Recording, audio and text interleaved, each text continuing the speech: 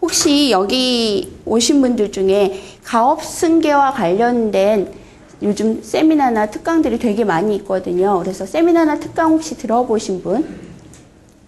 가업승계나 관련해서 세미나나 특강 혹시 뭐 그 분야에 일을 하고 계시는 분? 일을 하고 계시는 분들 어떤 일 하세요? 가업승계와 관련해서는? 보험대리점 하고 있습니다. 또 예, 가업승계와 관련해서. 통관 관련해서 그러니까 뭐 개인 자문 같은 것도 하시고 컨설팅 같은 것도 하고 그러시는 거죠. 가업승계 분야가 지금 최근에 굉장히 각광을 받고 있죠. 그래서 꼭 세무 문제뿐만 아니라 가업승계라는 거는 종합적으로 전체적으로 봐야 되는 문제입니다. 근데 제가 세법을 전공하다 보니까 세무 전략 측면에서 접근을 하고자 하는데 내용을 혹시 자료를 잠깐 보신 분들은 아시지만 꼭 세무 문제만 다루지는 않았습니다. 그래서 가업승계 오늘 2시간 특강으로 가업승계 전반에 대해서 다 다룰 수는 없고요. 가업승계와 관련된 어떤 틀, 그다음에 가업승계를 바라보는 체계를 같이 생각해 보고자 합니다. 우선 가업승계라는 거는 뭘까요? 가업승계하고 또 가업승계하면 생각나는 게 뭐죠? 상속, 그렇죠? 가업승계랑 상속이랑 같은 점은 뭘까요? 다른 점은 뭐고? 증여하고도 상관 있지 않아요? 네, 물론 당연히 증여하고 상속 증여는 보통 하나로 묶어서 이야기를 많이 하니까 가업승계하고 상속하고는 어떤 점이 다른 점도 있고요. 다른 점은 조금 이따 계속 설명해야 할 건데 같은 점은 뭘까요? 같다라고 해야 되나? 가업승계하고 상속, 가업승계하면 상속이 떠오르죠. 어떤 거죠? 이제 이번 시간에 이제 계속 공부하면서 가업승계가 뭔지를 정확하게 알아야 우리가 가업승계와 관련된 세무 전략, 가업승계에 대한 전체적인 절차들이랑 이런 것들을 알 수 있기 때문에 제가 질문하는 거거든요. 가업승계와 상속 어떤 거일 것 같아요? 괜히 아는 척했죠? 어떤 거인 것 같아요? 가업승계와 상속. 어떻게 보면 간단한 이렇게 원래 가장 근본적인 질문을 하면 다들 당황을 하시더라고요. 가업승계와 상속? 다음 세대로 뭔가 이전하는 거잖아요. 그렇죠? 상속이라는 거, 가업승계랑 승계라는 용어도 그렇고 상속이라는 용어 자체를 보면 다음 세대로 뭔가를 이전하는 것을 머릿속에 먼저 그려놓고 생각하시면 좋을 것 같습니다. 오늘은 이제 가업승계 이해, 민법과 상속의 대책 이런 순서로 할 거예요. 근데 법이 되게 많이 들어가 있죠. 어떤 법이 들어가 있어요? 민법, 상법, 세법. 근데 민법, 상법, 세법 다 어려운 과목인데 제가 어떻게 이걸 다 가르치겠습니까? 근데 여러분들이 민법, 상법, 세법이 왜 중요한지를 오늘 특강을 통해서 좀 생각해보고 가시면 그걸로도 많은 것들을 얻어가실 수 있을 겁니다. 원래는 이 부분을 자료 집에서는 제일 뒷부분에다 넣어놨어요. 근데 앞으로 가져온 이유는 강의를 하다 보면 사실 제가 마지막에 꼭 여운을 주고 싶은데 마지막 가면 급해져가지고 다 생략하게 되더라고요. 그래서 앞으로 가져왔는데 혹시 상속자 드라마 보신 분? 여기 이제 여성분들은 주로 보셨을 거고 워낙 가업승계와 관련된 일들을 하시는 분들은 바쁘셔서 아마 못 보셨을 것 같긴 해요. 근데 여기서 이제 상속자라는 드라마 내용을 보자고 하는 거는 아니고 여기 있는 내용들 보면 위에 보시면 경영상속자가 있고 주식상속자가 있고 명예상속자가 있고 사회배려자라는 용어는 여기 그냥 이 그림을 제가 그리기가 어려워서 그냥 가져온 거니까 위에 부분만 생각을 해봅시다. 경영상속자, 주식상속자, 명예상속자. 제가 이제 오늘 계속 가업승계하고 관련해서 여러분들과 이야기할 때 가업승계란 개념을 여러 가지로 정의할 수 있어요. 근데 소유권과 경영권을 승계하는 거예요. 그래서 소유권, 경영권. 근데 경영권을 승계한다라는 것은 주로 경영상속자, 여기 나와 있는, 나중에 혹시 드라마 보십시오. 여기 있는 몇 명의 사람들은 경영권을 승계받기 위해서 되게 여러 가지, 그 안에 있는 갈등과, 특히 우리 이제 드라마 같은 데 보면 분쟁들 많이 있죠. 그런 모습들이 다뤄졌고, 그 다음에 주식 상속자라는 부분도 좀 눈여겨볼 필요가 있어요. 주식이라는 건 결국 소유권을 가업에서는 소유권을 승계한다라는 건 결국 주식을 승계한다라는 걸 의미해요. 그러니까 그런 측면에서 한번 같이 가져본 거고요. 명예상속자는 그냥 넘어갑시다. 되게 불편하네요. 왕관을 쓰려는 자 그 무게를 던져라. 뭐 이거 별로 중요하지 않은 것 같은데 저도 뭐 드라마를 처음부터 끝까지 다 보진 않았습니다. 근데 거기에서 왕관의 무게라는 단어가 좀 저한테 와 닿더라고요. 그러니까 상속을 받으려고 하면은 상속이라는 건 뭔가 왕관을 받는 사람, 뭐 각자 뭐 여기 있는 분들도 본인들이 상속받는 것이 꼭 가업의 형태는 아니더라도 분명히 전 세대, 부모 세대로부터 물려받는 것들이 있을 거고 본인들도 마찬가지로 자녀 세대에게 물려줄 것들이 있을 거예요. 그래서 물려받는 거, 물려주는 것들 이런 것들을 포괄적으로 아마 왕관이라고 생각할 수 있을 것 같은데 그 왕관의 모습은 각자 다를 거고 왕관이라는 거 잠깐 뒤로 가보시면 어때요? 왕관은 보통 어떤가요? 그 미스 코리아에 있는 그 왕관은 좀 가벼워 보이는데 이 왕관은 어때요? 제가 왕관에 있는 그림들 중에서도 굉장히 많은 그림들이 있었는데 일부러 가져온 건데요. 보니까 좀 무게가 나가 보이죠. 그래서 왕관의 무게가 있는 것처럼 우리들이 물려받는 거, 각자 물려받는 것들도 아마 무게감이 나갈 겁니다. 근데 제가 왜 이런 이야기를 하냐면 상속이라는 것도 상속을 받는 사람, 또 상속을 해주는 사람도 마찬가지로 피상속인도 마찬가지로 어떤 무게가 있어요. 그래서 그 무게감을 앞에서도 견뎌야 된다고 했는데 각자가 그 무게감과 관련된 것들을 얼마만큼 준비하느냐에 따라서 가업승계든 상속이든 제대로 이루어질 수 있다는 것들을 보여주기 위해서 잠깐 가져와 봤습니다. 혹시 왕관의 무게, 본인은 어떤 왕관을 물려받았으면 하는지 생각해 보신 적 있습니까? 그러면은 본격적으로 들어가 봅시다. 왕관의 무게와 관련해서 드라마는 이제 조금 잊어버리고 가업승계와 관련된 내용들을 한번 살펴보겠습니다. 가업승계, 지금 앞에서 제가 이야기했던 것처럼 왕관과 같은 우리가 어떤 부모 세대로부터 뭔가를 상속받는 것과 관련해서 그 상속과 가업승계는 거의 비슷한 의미로 쓰인다고 볼 수 있죠. 근데 상속 분쟁이 왜 생기는가라고 제가 질문했는데 상속재산 분할 심판 청구 건수를 보면은 계속해서 증가하고 있죠. 그리고 심심치 않게 여러분들도 뉴스에서 굉장히 많이 보죠. 상속과 관련된 뭐 여러 가지 분쟁들이 있는데 상속과 관련해서 분쟁들이 왜 생긴다고 생각하세요? 상속과 관련해서 분쟁들이 주로 상속하면은 어떠한 이유로 분쟁들이 많이 생길까요? 지분 다툼 또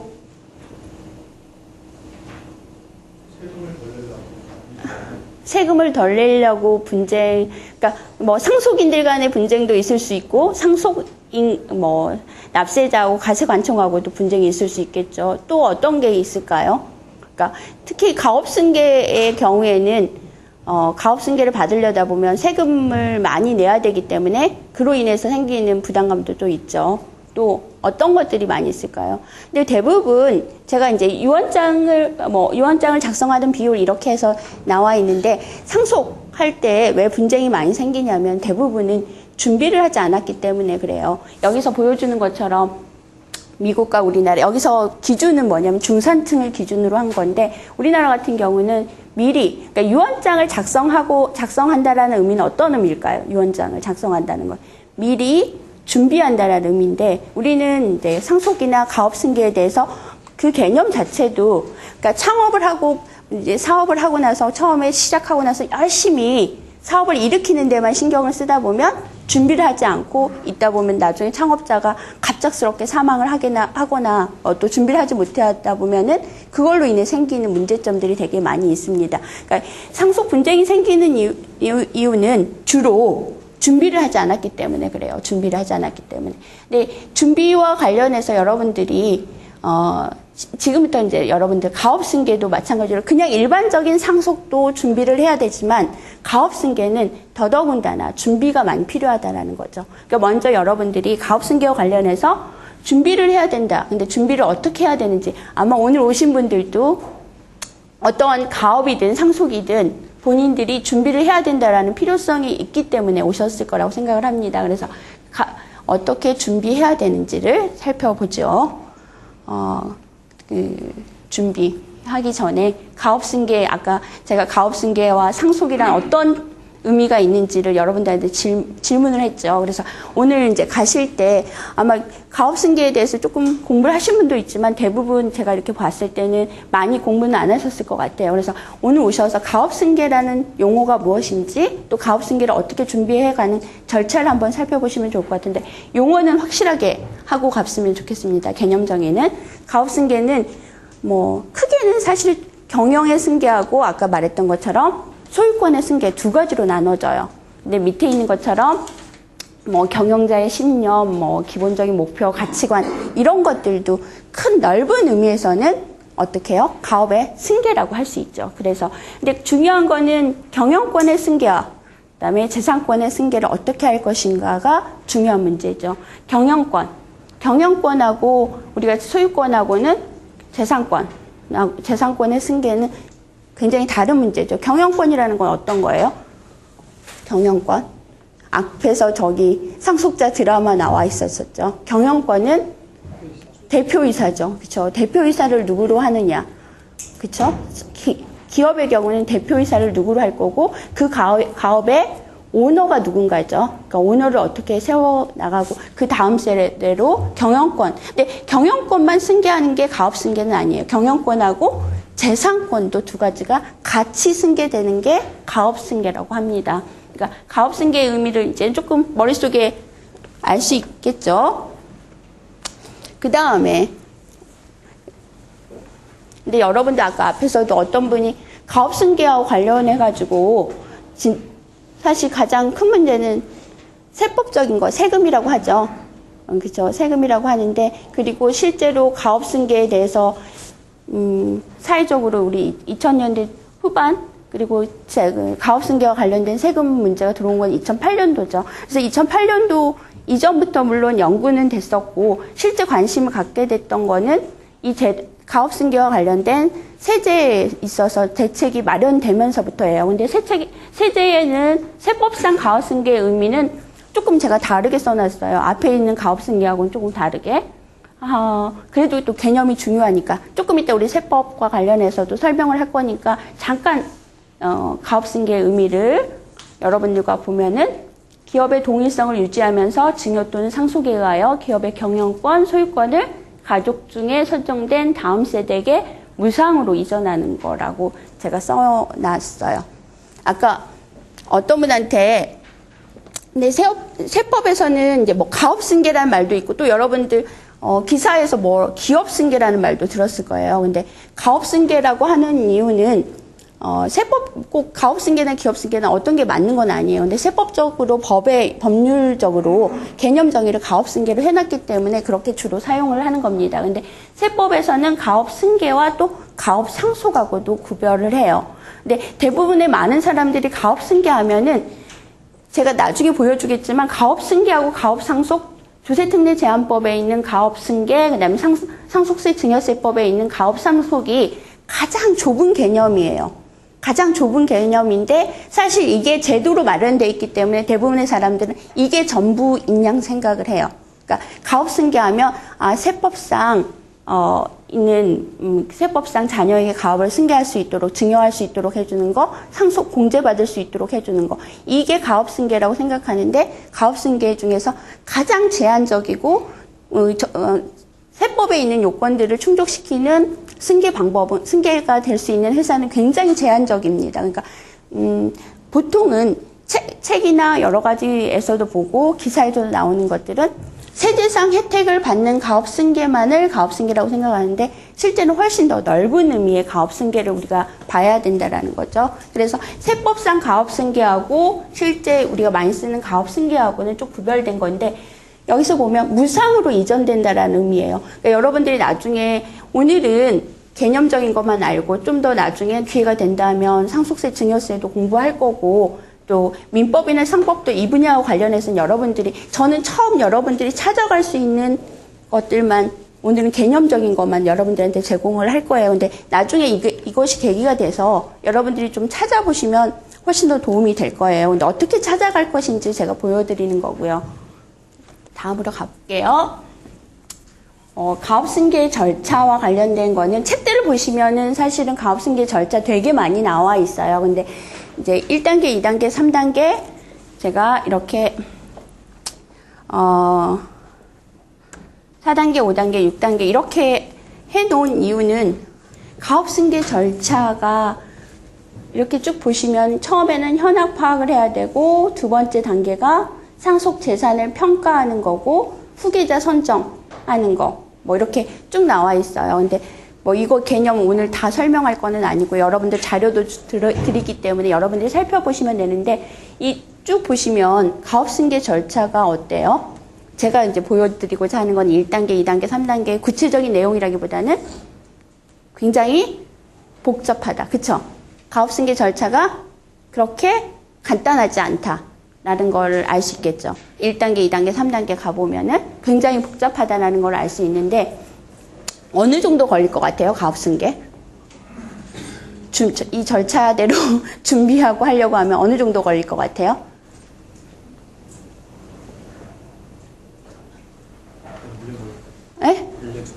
1년 정도? 1년 정도 가지고 저기 다 할 수 있을까? 재산 평가하고 후계자 선정하고 다 할 수 있을까요? 근데 보통 기업에서는 오너들이 갖고 있는 재산 이런 걸 세금을 다 내기 때문에 예. 이제 그 관리해주는 사람들이 관리해주는 사람들이 다 이미 세무 전략이랑 뭐 후계자 선정이랑 다 한다. 기획실이나 비선 조직에서 이제 자, 내 아들 줄 테니까 한번 자료 정리해봐라 그런 거는. 그러기까지 언제부터 시작했죠, 보통? 보통 언제부터 S그룹도 시작됐다고 보통 해요? 처음에 비상장 주식 97년도 때 95년도부터 시작했죠. 그러니까 사실은 2세대가 물려받자마자부터 승계를 위해서 준비를 시작했어요. 근데 제가 아까 앞에서 상속자라는 드라마를 보여드렸던 이유는 거기에 있는 상속자들이 다 몇 살인 그 주인공들이 연령이 어떻게 설정되어 있죠? 18살이에요. 18살이에요. 왜 제가 이제 보여줬냐면 과거에 1세대 창업주들은 거의 본인들이 50세, 60세 넘어서부터 그제서야 승계 과정을 준비했어요. 근데 지금 현재 2세대에서 3세대로 넘어가는 과정에 있어서는 본인 2세대들이 늦게 물려받았을 때 오는 폐해들을 너무 많이 알고 있는 거예요. 준비가 안 됐을 때 갖고 있는, 이건 뭐 세금적인 문제뿐만 아니라 여러 가지 문제가 있다라는 걸 알기 때문에 지금은 그 다음 세대에게 준비하는 거 언제부터? 아이가 태어나면서부터 시작을 하고 본인이 물려받은 다음부터는 다음 세대에 물려주기 위해서 준비를 한다는 거예요. 그러니까 많은 사람들이 사업을 하고 가업승계는 나중에 어느 정도 사업의 가치가 높아지고 물론 가업을 물려줄 수 있는 가업이 되기 위해서는 가업의 가치가 높아야 돼요. 전제 조건은 가업의 가치가 전혀 없는데 어떻게 물려받으려고도 안 하겠죠. 그렇죠? 그러니까 그렇기 때문에 가업의 가치를 높이는 건 굉장히 중요한데 준비를 언제부터 해야 되는가? 준비 시점을 설정하는 거는 그만큼 이제 가업승계에 대해서 중요성을 알아야지 그럴 거고요. 그다음에 그거에 대해서 어느 정도 지식이 있어야 준비를 해가겠죠. 물론 뭐 그룹 차원에서 기획실에서 뭐 고문 변호사가, 세무사가, 회계사가 다 해줄 수 있어요. 그렇지만 조금 이따 살펴보지만 결국에는 모든 의사결정은 누가 해야 돼요? 그렇죠? 본인이 하죠. 가업을 물려줄 수 있는 본인이 해야 되고 물려주고자 할 때는 어떤 식으로 그림은 본인이 계속해서 구상하고 그려가야 되는 거기 때문에 물론 세부적인 문제는 뭐 어떻게 승계 방법을 어떻게 할 것인가, 누구를 후계자로 선정할 것인가 이런 부분들에 있어서 같이 토의하고 같이 준비할 수는 있을 거예요. 근데 본인이 결정해야 되기 때문에 본인이 스스로 지식을 갖고 있어야 된다라는 겁니다. 그래서 1단계, 2단계, 3단계, 4단계는 꼭 1단계를 거치고 2단계를 거치고 이렇게 해야 된다라는 건 아니고요. 근데 중요한 거 하나씩만 봅시다. 그러니까 주식 보유 관계를 사실은 보통 우리가 말하는 중소기업, 우리나라 기업에서 중소기업에 해당되는 기업의 수는 퍼센티지로 하면 어느 정도 될까요? 100%에서? 중소기업이 차지하는 비율? 90%. 그 다음에 70%, 80%. 예? 98%까지 나왔습니다. 저기 하는 것 같은데 99%예요. 그렇죠. 그렇죠. 그러니까 사실 세법에서 공부를 하다 보면 법인세법이 있고 조세특례제한법이라는 거가 있어요. 근데 사업을 많이 하신 분들은 조세특례제한법의 중요성을 알죠. 본법이 중요한 건 본법은 당연히 알아야 되고 특례나 혜택을 받으려면 다 어디에 있냐? 조세특례제한법에 있어요. 근데 특례를 적용받을 수 있는 요건이 뭐냐면 중소기업이어야 돼요. 그리고 우리가 아까 제가 말했던 가업상속공제나 이런 것들도 다 어디만 받을 수 있어요? 지금 현재는 중소기업만 받을 수 있어요. 중소기업만 받을 수 있어요. 그러니까 제가 이렇게 물어보는 이유는 중소기업만 그 요건이 되기 때문에 그래요. 그러니까 대부분 다 중소기업이에요. 그러니까 중소기업이기 때문에 아까 말했던 것처럼 큰 기획실이나 이런 것들이 없을 수도 있어요. 그러니까 여러분들이 생각할 때. 근데 생각보다 중견 기업들이 굉장히 많고요. 가업상속공제제도, 가업승계제도, 세무제도가 생기고 나서 2008년부터 거의 매년 한 40건에서 50건 정도는 사실 세법의 특례를 이용해서 승계를 받았어요. 신청을 했어요.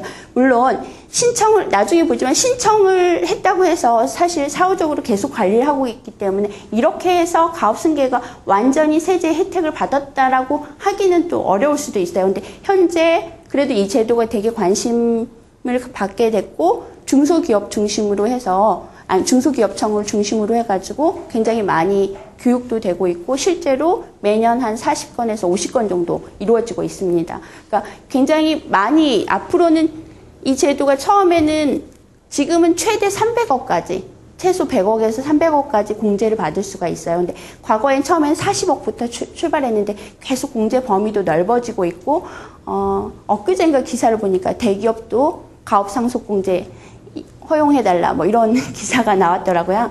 근데 그럴 정도 예? 아니요, 아직 300억이에요. 500억으로 올해부터 500억으로 바뀐 걸로 알고 있는데. 그래요? 예, 그건 확인해보죠. 어쨌든 예, 제가 미처 확인 못했을 수도 있어요. 300억으로 저는 지금 생각을 하고 있는데 어쨌든 계속 중요한 거는 공제 범위가 계속 확대가 되고 있기 때문에 앞으로 눈여겨보아야 될 부분이라는 겁니다. 그러니까 여러분들이 눈여겨보아야 될 부분이고요.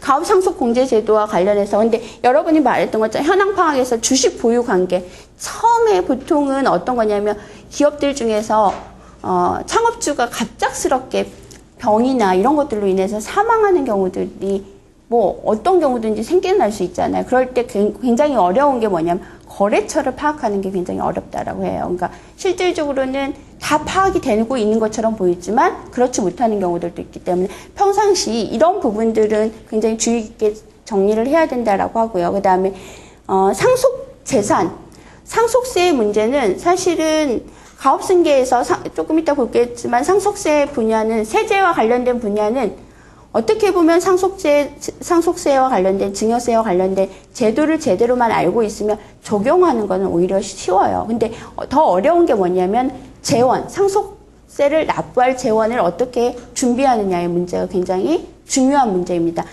많은 분들은 어떻게 하면 세금을 절세할 수 있어요? 이렇게 하는데 사실은 이미 어떤 가업승계 체계가 다 잡혀 있는 상황에서는 절세하는 방법은 생각보다 적어요. 왜냐하면 상속제도라든가 과거에 비해서 그리고 증여세와 관련해서도 완전 포괄주의도 도입됐고 여러 가지 제도들이 훨씬 더 치밀하게 되어 있기 때문에 오히려 절세하는 대책을 연구한다라는 것보다는 그 이전 단계에서 연구해야 될 게 더 많을 수 있어요. 그렇지만 기본적으로는 뭐는 알아야 될까요? 이전 단계에서 어떻게 하면은 후계자에게 어떤 방식으로 어떤 방법을 통해서 뭐 상속의 방법을 할 것인가 증여의 방법을 할 것인가 뭐 이런 사전 단계에서 결정해야 되는 것들. 그러니까 상속세액을 계산하는 거는 오히려 쉬울 수 있어요. 근데 그 이전 단계에서 어떻게 전략을 세울 것인가에 문제가 있을 수 있고 상속세를 납부할 추후 재원을 어떻게 마련해야 될 것인가.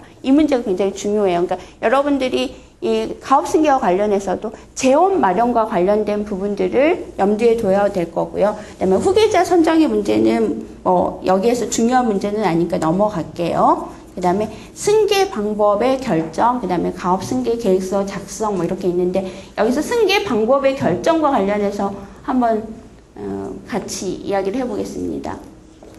승계 방법에 대해서는 뭐 일반적으로 뭐 어떤 방법들이 여러분들은 여기 제가 쭉 써놓긴 했지만 상속하는 방법 있고 증여하는 방법 있고 아니면 회사 주식을 다른 사람에게 양도하여서 또다시 매입하는 방법도 있을 수 있어요. 가장 대표적인 방법들은 이런 방법들이라고 할 수 있는데 여기서 이야기하고 있는 것들은 조금 다른 방법들을 제가 열거를 해놨죠. 그러니까 이게 일반적으로 승계 방법에는 이것만 있다 이런 거는 아니에요. 근데 여러분들이 좀 눈여겨서 봐야 될 방법들 중에 뭐 유언, 후계자의 자사주 매입, 그다음에 종류 주식의 발행, 보험 신탁. 최근에는 신탁도 많이 활용하고 있죠. 그래서 보험 신탁, 뭐 종류 주식 이것과 관련된 것들은 세법적 지식이에요, 아니죠? 그러니까 제가 이야기하고자 하는 세법적 지식이라기보다는 각각의 제도들을 잘 알아야만이 승계 방법을 결정할 수가 있어요. 그러니까 이 부분에 대해서는 조금 이따 중요한 부분들은 뭐 종류 주식이나 어떻게 활용하는지에 대해서 그러니까 각각의 구체적인 활용 방법은 앞으로 좀 더 뭐 나중에 기회가 되면 제가 이제 수업도 하고 그러긴 하거든요. 근데 그런 것들 관련해서 여러분들이 책도 사보시고 해야 되겠지만 이런 방법들을 다양한 방법들이 있을 수 있다. 그러니까 일반적으로 생각하는 상속이나 증여나 양도 이런 방법 말고도 다른 방법들이 굉장히 많이 있고 실제로는 다른 나라에서도 사업 승계하는 거는 상속이나 증여의 방법보다는 근데 이런 자사주를 매입하거나 뭐 종류 주식을 발행하거나 이런 여러 가지 제도들을 활용하는 경우에 활용해서 사업 승계하는 경우가 훨씬 더 많다라는 거를 여러분들이 보시면 될 것 같아요. 그래서 이거는 뭐 대표적인 예들을 여러분들한테 보여드린 거고요. 그래서 사업 승계의 핵심은 무엇인지를 여러분들한테 보여드리고자 합니다. 사실은 제가 세법을 전공했어요. 그러긴 하지만 사업 승계의 핵심은 제가 위에다 조금 원고를 바꿨어요. 상법이라고 했던 거는 상법에서 말하는 아까 자사주를 매입하는 거나 그다음에 사실은 여러 가지 지주회사를 활용하는 방법도 있고 보통은 다 상법적인 문제들이 대부분이에요. 아까 또 경영권을 양도하는 것도 대표이사를 선정하고 어떻게 대표이사를 선정할 것인가 또 대표이사의 보수들을 통해서 어떻게 하면 상속세 재원을 마련할 것인가 대부분 세법적인 문제, 세법은 오히려 이제 계산하는 문제이고 아까 말했던 특례 제도를 어떻게 활용할 것인가의 문제라면 더 큰 그림을 그리는 건 어디에 있냐면 상법상의 문제들이에요. 그러니까 여러분들한테 이야기하고자 하는 상법상의 문제이고 그다음에 세법은 아까 말했던 것처럼 절세 대책이나 세금 납부 재원을 마련하는 문제이고 그다음에 민법상 문제도 되게 중요하죠. 아까 말했던 상속 분쟁을 뭐 예방하기 위해서 유언장을 작성한다든지 또 상속인들 간의 분쟁을 막기 위해서 어떻게 해요? 상속인들 간에 주로 이제 조금 보면 상속인들 간에 주로 분쟁이 일어나는 이유들은 어떤 경우들이 있죠? 특히 이 가업승계와 관련해서는 제가 드라마와 관련해서 드라마를 왜 가져왔냐면 드라마에서도 두 아들이 있어요. 승계를 누구한테 보통 승계를 두 사람이 승계를 하지 못하잖아요. 경영권은. 그러기 때문에 대부분 이런 문제들로 분쟁이 생겨요. 근데 상속분을 어떻게 조정할 것인지 특히 가업에 있어서는 한 사람이 가업을 물려받으면 나머지 자산들은 다른 상속인에게 배분을 해야 되는 문제가 생기죠. 그러니까 같이 또 배분을 하더라도 그 부분과 관련해서 어떻게 조정할 것인가. 또 여러분들 특히 상속분과 관련해서는 유류분과 관련해서 많이 다툼이 있는 거 아시죠? 유류분 제도 아시죠? 한 사람한테 다 가업승계를 위해서 물론 어쩔 수 없이 가업을 위해서 한 사람한테 다 집중적으로 물려주더라도 결국에는 남아있는 상속인들이 법적으로 요구할 수 있는 권리가 유류분 제도예요. 그러니까 유류분 때문에 옛날에는 유류분 제도, 상속분이 없다라고 시집간 딸은 없다라고 생각했는데 나중에 보니까 시집간 딸에게도 제도가 있다라는 걸 알고 뭐 막 30년 후에 40년 후에 분쟁이 일어나는 경우들도 있잖아요. 그래서 상법, 세법, 이렇게 민법 제가 이렇게 나눠놨던 거는 그래서 이렇게 뭐 이렇게 어디서 이렇게 정리해 놓은 건 아니에요. 근데 제가 이제 이 강의를 준비하면서 쭉 책들을 보고 또 제가 그동안 공부했던 지식들을 봤을 때는 이런 단계들이 있는데 각각의 법들이 다 중요하다라는 거. 그러니까 여러분들한테 이제 뭐 제가 세세한 지식들을 가르쳐 주는 것도 중요하지만 어떻게 가업승계를 여러분 스스로 공부해야 돼요. 나중에 가서는. 근데 어떻게 공부를 해가야 되는지를 보여주고자 할 때는 상법, 세법, 민법에서 민법에서는 어떤 부분이 중요하고 세법에서는 어떤 부분이 중요하고 상법에서는 어떤 부분. 근데 법 하니까 굉장히 부담스럽죠. 법 하니까 부담스럽지만 사실 우리가 이용하는 모든 것들은 다 제도화되어 있고 그 제도를 모르면 실제적으로 활용할 수가 없잖아요. 그래서 그 제도의 뭐 이론적인 무슨 학설까지는 모르더라도 이 제도들이 어떻게 되어 있는지, 이 제도들이 어떻게 흘러가고 있는지는 여러분들이 알고 있어야 되겠죠. 특히 가업승계와 관련해서 여러분들 공부하고자 할 때 이 부분들을 중점적으로 살펴보면 결국에는 똑같은 방법으로 누구나 하는 가업승계를 하게 되면 똑같이 세금 낼 거고 또 세금을 재원을 못 마련해서 가업승계를 제대로 못할 거고 실패할 수밖에 없고 이런 것들이거든요. 그러니까 여러분들 각자가 또 그리고 뭐 본인 세대 때 다 못한다면 다음 세대 아들이나 뭐 이런 사람들에게도 스스로 할 수 있도록 던져주면 여러 가지 방법이 나올 수가 있어요. 근데 어떻게 공부해 가느냐는 이런 식으로 접근을 해야 된다라는 거. 여기까지가 이제 가업승계에 대해서 어느 정도 틀을 가지고 그래서 제가 민법, 그다음에 상법, 세법 이렇게 나누어서 여러분들한테 설명을 하고자 합니다. 왜 이렇게 민법, 상법, 세법을 설명하고자 하는 이유가 그만큼 서로 연결되어 있고 각각의 것들이 관련이 있다라는 거를 먼저 설명을 드린 거고요. 가업승계에 대해서 뭐 어느 정도 머릿속에 개념이 잡혔나요? 어때요? 가업승계에 대해서 머릿속에 개념이 잡히셨어요? 그쵸? 그러면 다음으로 가봅시다. 가업승계에 대해서 어느 정도 개념이 좀 잡히셨죠? 근데 사실은 그 다음부터 민법과 관련된 거는 다 하나씩 뭐 가업승계와 관련된 이야기들만 하는 게 기초적인 지식들이기 때문에 기초적인 지식들에 관련된 부분은 여러분들이 자료집을 참고하시면 돼요. 그러니까 그냥 흐름상 넣어놓는 것들도 있어요. 그래서 그냥 스킵하고 넘어가는 것들은 좀 넘어갈게요. 그 상속과 관련된 거, 뭐 이런 용어들은 여러분들이 알아두시면 될 것 같고 상속 순위, 가업승계에서 상속 순위는 중요하죠. 어떨 때 중요할까요? 그러니까 이렇게 상속 순위가 쭉 있어요. 근데 이제 실제적으로 상속도 그렇고 증여도 그렇고 이런 순위는 당연히 여러분들이 알고 있을 거라고 생각하는데 그 가업을 남편과 아내 이름으로 했어요. 근데 남편이 먼저 사망하는 경우, 아내가 먼저 사망하는 경우 조금씩 달라질 수 있죠. 그 가업에 대해서 남편이 50% 그 기업의 50% 주식을 갖고 있고 아내가 50% 주식을 갖고 있어요. 그러면은 뭐 남편이 먼저 그 사망을 해서 아들이 그 50%를 받고 또 아내가 또 사망을 해서 50%를 받는 경우도 있을 수 있고 반대의 경우들도 있을 수 있어요. 그러니까 주식의 소유 관계에 따라서 누가 먼저 사망하느냐에 따라서 달라질 수 있기 때문에 이런 순위 문제가 그냥 넘어갈 수 있는 문제이지만 관련이 있을 수 있다라는 거를 뭐 보시면 될 것 같고요. 배우자는 뭐 직계비속과 직계존속과 동순위이다. 최근에 민법 왜고된 게 있죠. 배우자가 지금 이제 상속분을 한번 볼까요, 먼저? 상속분을 어떻게 분배하는가와 관련된 것들이에요. 그러니까 지정상속분, 법정상속분, 뭐 균분상속주의, 뭐 이런 것들은 여러분들 뭐 당연히 아실 것 같긴 한데, 그쵸? 아시죠? 이거 지정상속분.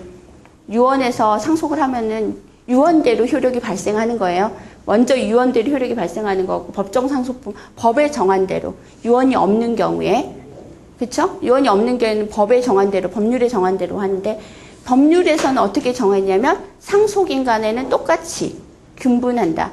근데 과거에는 어떻게 했냐면 배우자가 다른 공동 상속인의 5할을 가산했어요. 그러니까 1대 1대 1이면 배우자는 1대 1대 1.5가 되는 거죠. 그렇죠? 그렇게 됐었는데 지금은 전체 자산에 어떻게 한다고요? 50%를 배우자 먼저 주고 똑같이 다시 1대 1대 1.5 나머지 50% 가지고 한다라는 게 최근 입법에고 된 부분이에요. 근데 상속 분배 관련해서는 사실 민법적인 분배 문제는 저는 민법 전공도 아니고 이거에 대해서 뭐 자세히 여러분들한테 이야기해 줄 거는 없어요. 근데 중요한 거는 뭐냐면 상속의 분배를 어떻게 하는지 너무 당연한 거인데도 잘 모르는 분들이 있어요. 기초적인 지식이.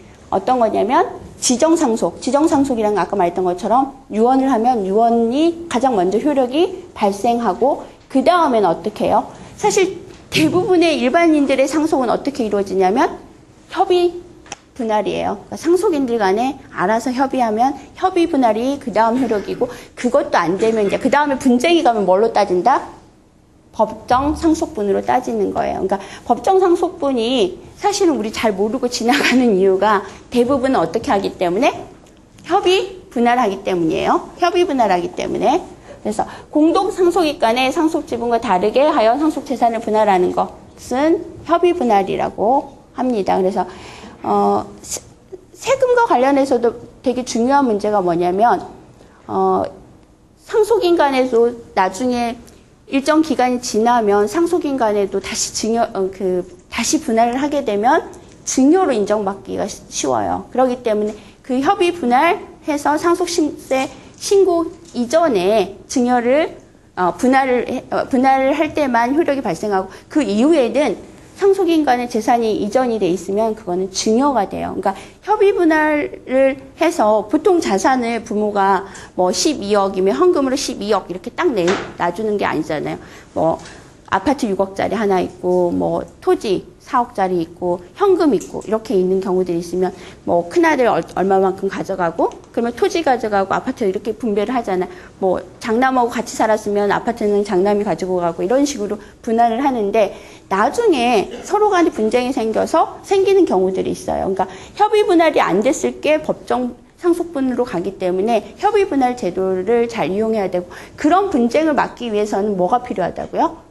유언장이 필요하다는 거죠. 그래서 그런 것들을 순서를 여러분들이 법적으로 어떤 식으로 흐름이 가고 있는지를 그 다음에 설명할게요. 법정 상속에 의해서 나중에 이제 만약에 유언장으로 뭐 그거 있죠. 뭐 첫째 아내가 있고 둘째 아내가 있는데 첫째 아내 자녀도 있고 둘째 아내 자녀도 있는데 내가 둘째 아내만 뭐 드라마에서 많이 나오죠. 둘째 아내 자녀만 사랑해서 나의 모든 재산은 둘째 아들에게 뭐 그 아내의 아들에게 다 주겠다. 뭐 이렇게 하는 경우 그렇게 유언장을 작성할 수도 있어요. 그러니까 그런 경우에도 뭐가 있냐면 피상속인 유언에 상관없이 일정 부분을 보장해 주는데 그 보장해 주는 제도가 유류분 제도예요. 그러니까 앞에서 말했던 것처럼 사실 가업 승계는 그 가업을 오롯이 한 사람한테 다 승계를 해야 된다고요. 근데 다른 자산들이 없으면 그러면 다른 남아있는 상속인들과의 관계에 있어서 문제가 생기는 거예요. 그래서 민법에서 가장 문제가 되는 것은 가업승계와 관련해서는 이 유류분은 어느 정도 인정을 해줘야 된다는 거죠. 그러니까 유류분을 고려하지 않고 승계 절차를 짰을 때는 항상 분쟁이 생길 수밖에 없어요. 근데 그 유류분이라는 거는 법정으로 정해놓은 상속분의 2분의 1이라고요. 그러니까 앞에서 말했던 것처럼 배우자의 경우에는 전체 50%에다 또 1.5가 가산을 되니까 굉장히 많은 부분에 있어서 배우자한테 먼저 가겠죠. 그러니까 우리가 이제 부모들 중에서도 가업을 갖고 있던 남편이 먼저 사망을 하는지 아니면 아내랑 가업 동일하게 지분을 갖고 있어서 사망을 하는지에 따라서 굉장히 달라질 수 있기 때문에 항상 이 지분율과 관련해서도 생각을 해야 되고 특히 민법에서 뭐가 중요하냐면 유류분 제도가 되게 중요한 부분이에요. 그래서 여기서 보시면 유류분 제도도 머릿속에 또 유류분 제도 말고 어떤 게 또 민법에서 또 중요하냐면 여기다는 제가 제외를 시켰나요?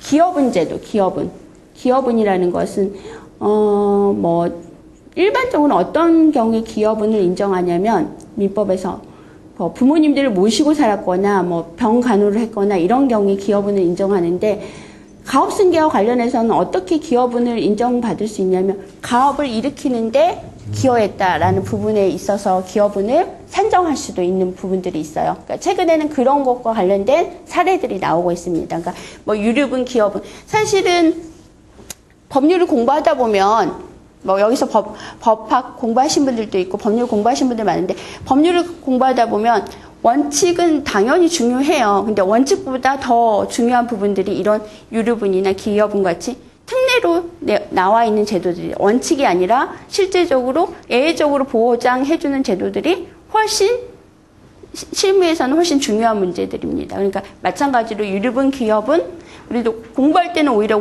그렇게 크게 다루어지지 않는 부분들인데 나중에 중요한 부분이라는 겁니다. 그래서 민법과 관련해서는 그 상속과 관련해서 관련된 거 살펴보았고요.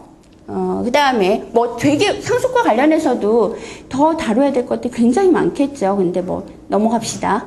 그 다음으로 증여와 관련해가지고는 증여는 중요한 게 뭐냐면 뭐 여러 가지 증여도 뭐 이야기할 게 되게 많아요. 근데 여기서 제가 밑에다 막 그림까지 그려놓은 거가 있어요. 근데 뭐예요? 뭘 강조하려고 한 것 같아요?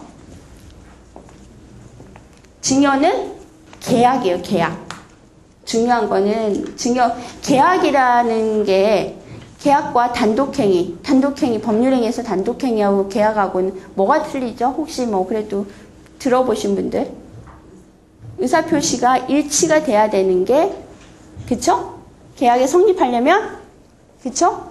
계약은 청약과 승낙인이 어떻게 해야 돼요? 의사가 불일치하지 않도록 일치가 돼야 된다는 점이 중요해요. 근데 왜냐하면 계약으로 의사가 됐을 경우에만 효력이 발생해요.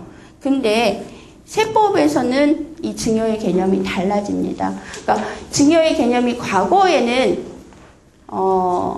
민법상 증여의 개념과 똑같이 일치시켰는데 사실 우리나라 증여세법 혹시 공부하신 분들이 있을지 모르는데 증여세법 가서 공부해 보시면 증여세법 규정이 굉장히 복잡해요.